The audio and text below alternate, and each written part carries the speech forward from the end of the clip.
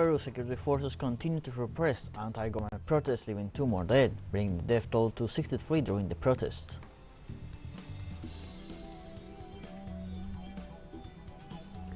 In Bolivia, President Luis Arce defended the country's economic and social growth 14 years after the founding of the Plurinational State. And in France, the leaders of France and Germany reiterated they will continue to provide support to the Ukrainian government.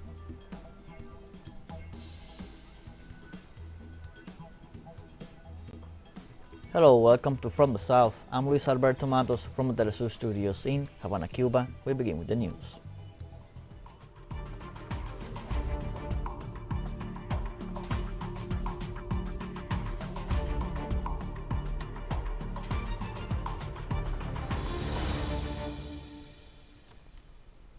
In Peru, the National Coordinator for Human Rights sued Minister of the Interior Vicente Romero Fernandez for the police operation carried out on the National University of San Marcos in Lima. 2 lawyers presented before the 7th Constitutional Court of the Supreme Court of Justice the file to process, in which they also included the General of the National Police, Raúl Alvarado. The National Coordinator for Human Rights denounced the raid, as well as the violent and arbitrary detention of students and workers. Police forces burst into the university using tanks and detained nearly 200 people, a move condemned by university students.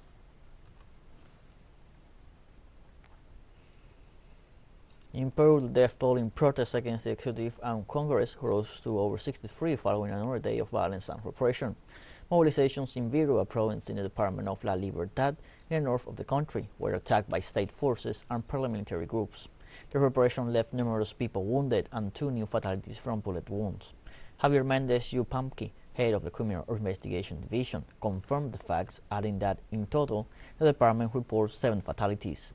Despite the brutal repression, citizens say they will continue to mobilize. On Sunday, the Dina Boluarte government broadcast an audiovisual message describing social protests as acts of terrorism. The message recalls the scourge of political violence faced by the country in past decades and points to the current popular mobilizations as heirs of those phenomena. The video defines protest and democracy as opposites and assures that mobilizations that denounce police repression are intended to lead the country to war. However, the loss of human lives during the current crisis in Peru was caused almost entirely by forces at the government service.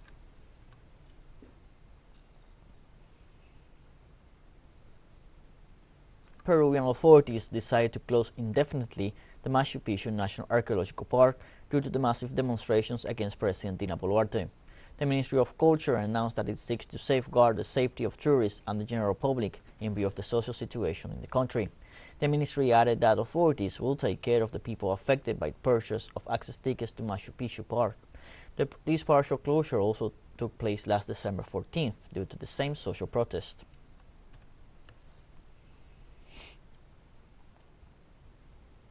On Sunday, Pope Francis made a plea, delivered partly in Spanish, for an end to violence in Peru over demands for the resignation of the country's president. Speaking to some 15,000 people gathered in St. Peter's Square for his weekly address, Pope Francis said violence kills hope for a just solution to problems, and he encouraged all parties involved to take up the path of dialogue on the basis of full respect of human rights and of the rule of law.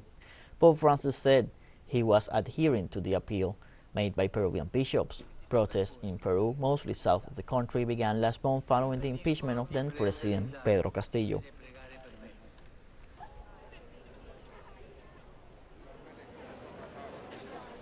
The President of Bolivia, Luis Arce, vindicated Bolivia's economic and social growth on the 14th anniversary of the foundation of the Plurinational State. In the framework of activities to commemorate this date that were held at Casa Grande del Pueblo, the Bolivian government headquarters, President Arce delivered a speech where he recalled the social struggles of the indigenous movements in the country for over 500 years and reaffirmed the plurinational character of the republic. The President also recognized that each and every Bolivian man and woman governs the plurinational state after former President Evo Morales managed to unify historically displaced sectors under governments that work for foreign interests into a political force that managed to bring them to power. On the other hand, Arce highlighted that despite the international context and the attempt to destabilize the country, economic growth was achieved to the end of 2021 and 2022.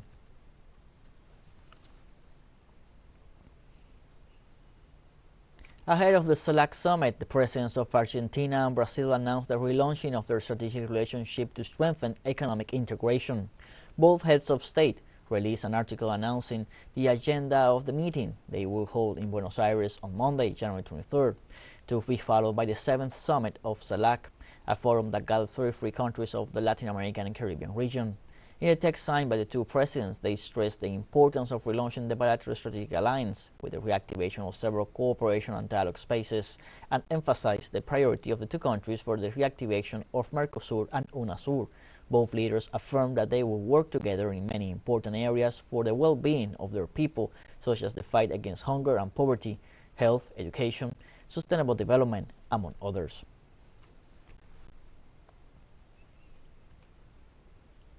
The violence spreading in Ecuador has caused this Saturday the death of lawyer Julio Cesar Faracho, who intended to become mayor of Salinas. The crime took place just when he was in a lobbying activity in the Jose Luis Tamayo parish in a city located in the southern part of the country. According to witnesses, the candidate supported by the political organizations Unidad Popular, Patriotic Society, and Mover was shot several times. Salinas Police Chief Lieutenant Colonel Carlos Mancheno gave details of the incident, the third to be reported in the midst of the campaign for the regional elections on February 5th.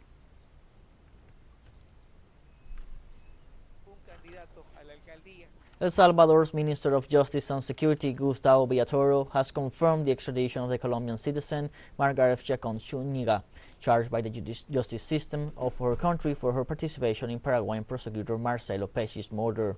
Chacon Zúñiga was arrested on January 18th, along with Salvadoran Wilber Hueso, who was accused of hiding her in the country. The extradited citizen is linked to the murder of Paraguayan prosecutor Marcelo Pesci occurred on May 10, 2022 in Peru, in Colombian Caribbean, when she was on her honeymoon. Upon her arrival in Bogota, the police forces proceeded to inform Margaret Zúñiga of her rights under the legal provisions of that country.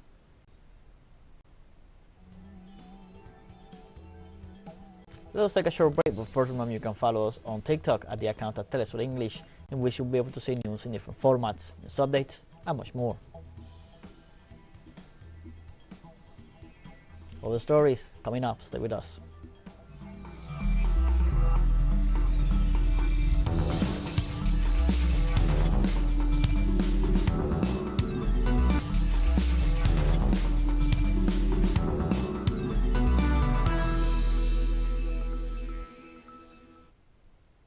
Welcome back from the South.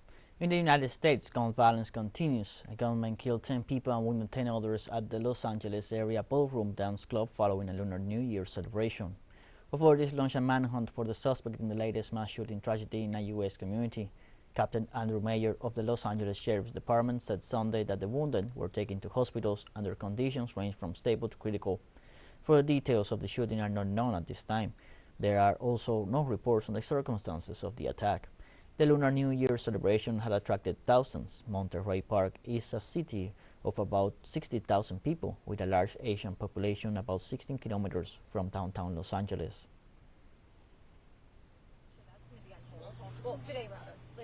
The government of Switzerland refused to transfer frozen Russian assets to Ukraine, as this represents a violation of its national constitution. Swiss Finance Minister Guy Parmelin assured that the right to property is fundamental and is guaranteed by the country's constitution, so it will be impossible to receive money from one country and transfer it to another due to the existing legal framework. Parmelin emphasized that Switzerland is a state governed by the rule of law and stressed the need to respect the existing laws.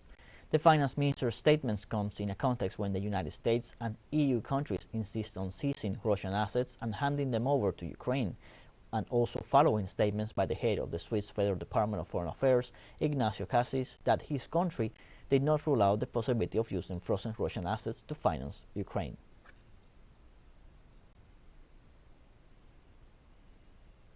French President Emmanuel Macron and German Chancellor Olaf Scholz met at the French University La Sorbonne in Paris on the occasion of the 60th anniversary of the signing of the Élysée Treaty that sealed the friendship between the two countries.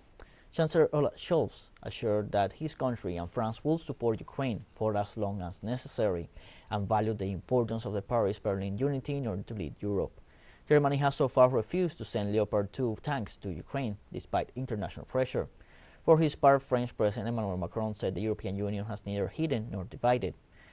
The French president also stressed that Germany and France must be at the forefront of development for the benefit of Europe.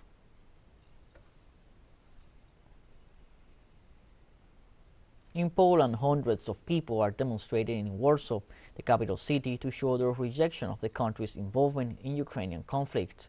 According to local media, demonstrations were organized by Polish organization Comrade Patriots. It issued a statement expressing its disagreement with the promotion by some Polish politicians and media on the necessity to engage in the Ukrainian conflict. These demonstrations follow those held on Saturday in the Polish capital as well, against heavy weapons supplies to the Ukrainian regime. The march also rejected the meeting of the so-called North Atlantic Treaty Organization Contact Group in support of Ukraine at the U.S. Ramstein base in Berlin.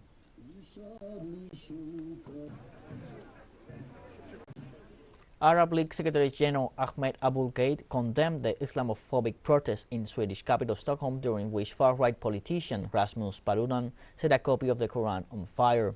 The Sweden's government has allowed a protest by Paludan in front of the Turkish embassy in the capital, where he spoke against Islam and immigration before burning a copy of the Holy Book. Swedish authorities justified the decision by defending the protesters' right to freedom of expression. The protest did not go down well in Turkey, as it worsened already strained relations with Stockholm. After the incident, a visit by the Swedish defense minister to discuss Turkey's objections to Sweden joining the North Atlantic Treaty Organization was promptly cancelled.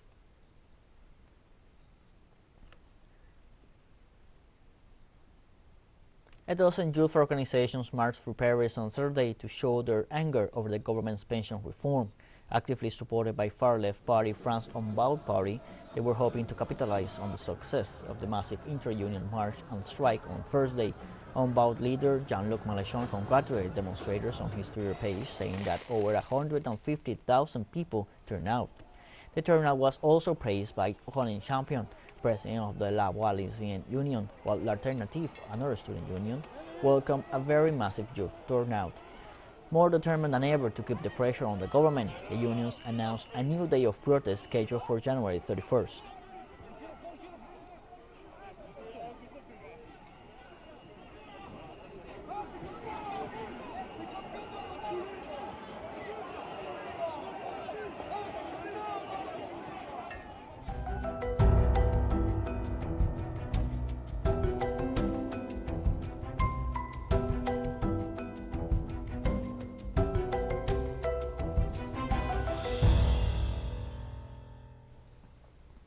The Philippines National Disaster Risk Reduction and Management Council reported on Sunday the death toll from floods reached 35 people, while the number of injured stands at 12.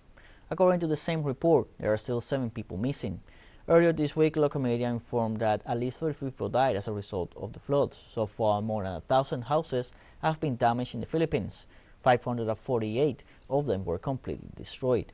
Government authorities confirmed that nearly 70 cities have experienced power disruptions, and over 300 roads and 65 bridges have also been damaged. Over 300 evacuation centers were set up currently, housing about more than 14,000 people.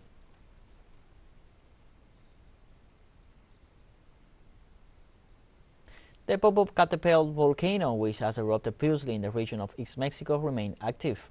Recently, its ash clouds rose to an altitude of 7,000 meters. The country's National Center for Prevention of Disasters said that on Saturday the volcano recorded 347 minutes of low-intensity tremors. The federal institution also added that on January 15th there were 292, while on the previous day there were 256 minutes of low-intensity tremors. Mexico is located on the Pacific Ring of Fire, which stretches from about 40,000 kilometers around the Pacific Ocean. Here, tectonic plates of the Pacific collide with several surrounding continental plates, and seismic tremors occur again and again.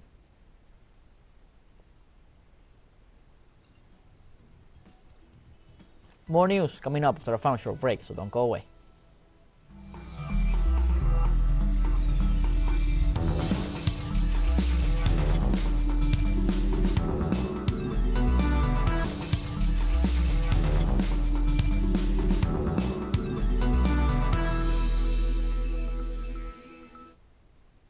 Welcome back from the south. Russian government authorities reported to be negotiating with Egypt the possibility of ruble payments for food supplies. Russian Deputy Prime Minister Viktoria Abramovchenko stated that Moscow has not yet changed to transactions in national currencies. However, she reminded that this is one of the country's priorities. Therefore, the Russian bank is negotiating with its counterparts in other countries to develop mutual mechanisms to be applied not only to food supplies, but also to other products. According to the Russian official, the measure being negotiated with Egypt has as an example of a transaction in rubles a recent deal with Turkey on food supplies, which she said was carried out successfully.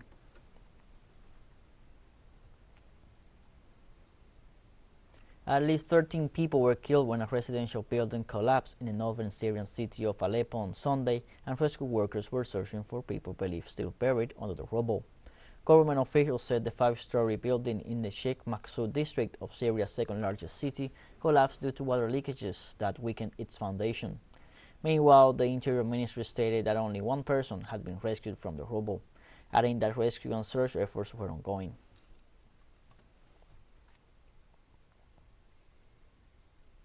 The Syrian government reopened 2 telecommunications centers that underwent reconstruction work in the areas freed from terrorism in the northwest of the nation.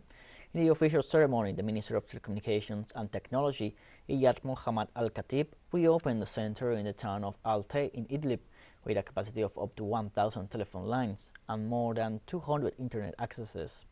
On the other hand, in the Jisr al-Hajj neighborhood in the city of Aleppo, a center with a capacity of 10,000 lines was inaugurated.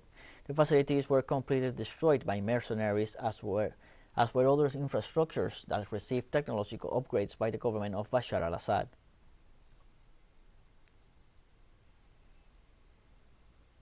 Iranian authorities have strongly rejected the decision by the European Parliament of including the Islamic Revolutionary Guard Corps in the list of terrorist organizations.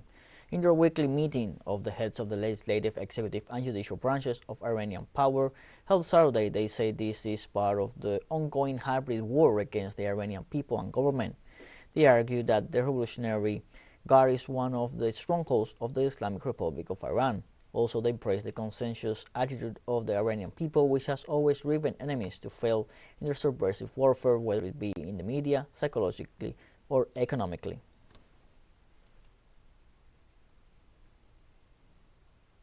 On Saturday, tens of thousands of Israelis gathered in Tel Aviv to protest plans by Prime Minister Benjamin Netanyahus' new government to overhaul the judicial system. Demonstrators said the measures imperil the country's democratic fundamentals. Local media, citing police, said some 100,000 people were out protesting in the city. Saturday's demonstrations followed another protest last week, which also drew tens of thousands in an early challenge to Netanyahu and his ultra-nationalist and ultra-orthodox government, the most right-wing in Israeli history. Earlier this week, Netanyahu vowed to continue with the judicial overhaul plans despite the protests. Opponents say the changes could help the Prime Minister evade conviction in his corruption trial or make the court case disappear altogether.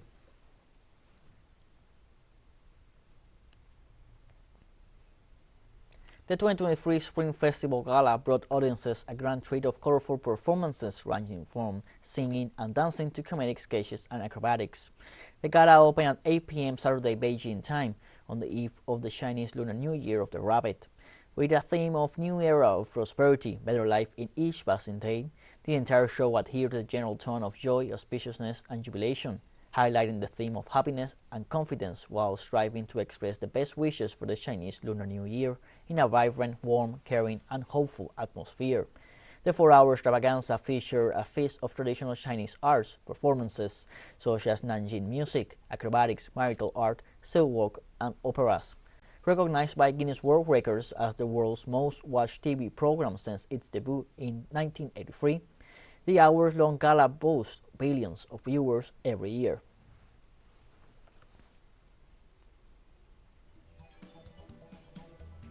We have come to the end of this news brief. You can find these and many other stories on our website at telesurenglish.net. You can also join us on social media, Facebook, Twitter, Instagram, Telegram, and TikTok. For TeleSUR English, I'm Luis Alberto Matos. Thank you for watching.